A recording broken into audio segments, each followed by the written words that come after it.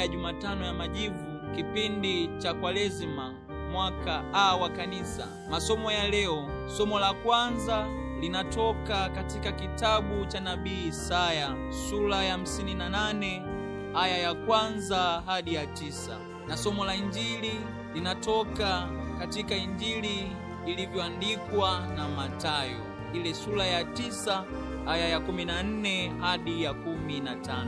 Karibu tusikilize Injili.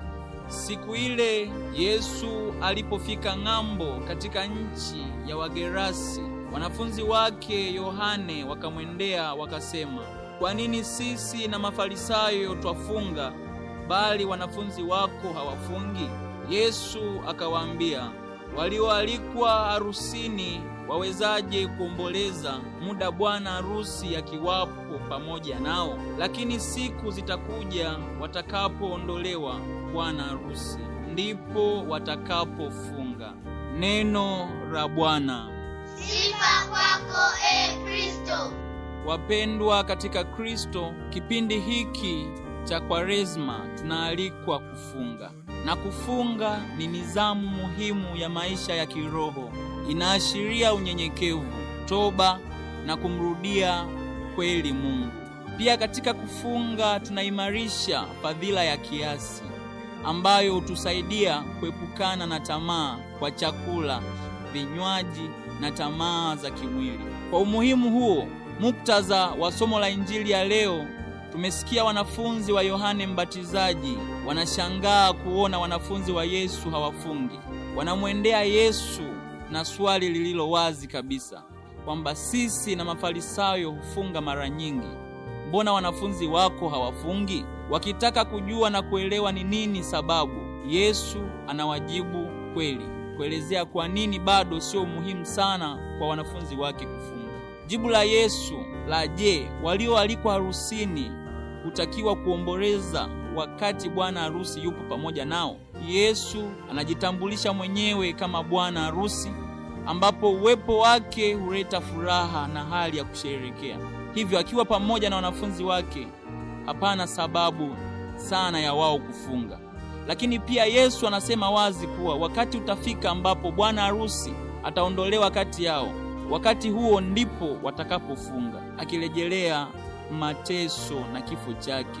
Na muda huo kufunga itakuwa ni muhimu kwa kuwa wanafunzi na wafuasi wake wamekubaliana na lile neno lisemalo kwamba mkitaka kuwa wafuasi wangu, basi mjikane wenyewe na kuchukua misalaba yenu na kunifuata. Hivyo Injili ya leo haiishii tu kutupa funzo juu ya kufunga, bali pia inatuelekeza namna ya kuenenda katika maisha ya kiroho, hususan pale tunapokuwa wakavu katika sala. Tunapohisi ukaribu na Mungu, tuenende kwa mioyo ya shukrani, yenye furaha na yenye kumsifu.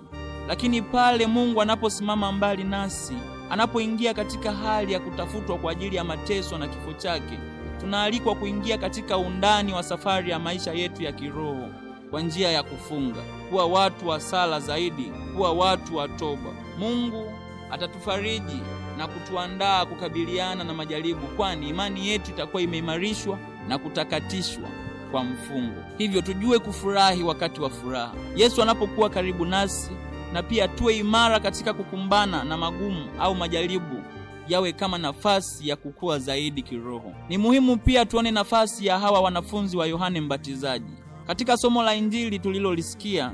Sio kama Mafarisayo waliokuwa wakimuuliza Yesu kimtego na njama za kumkamata. Wanafunzi wa Yohane Mbatizaji wamemwendea Yesu kwa unyenyekevu na kweli ya kutaka kuelewa, na sio kumjaribu au kutafuta mapungufu kwa Yesu.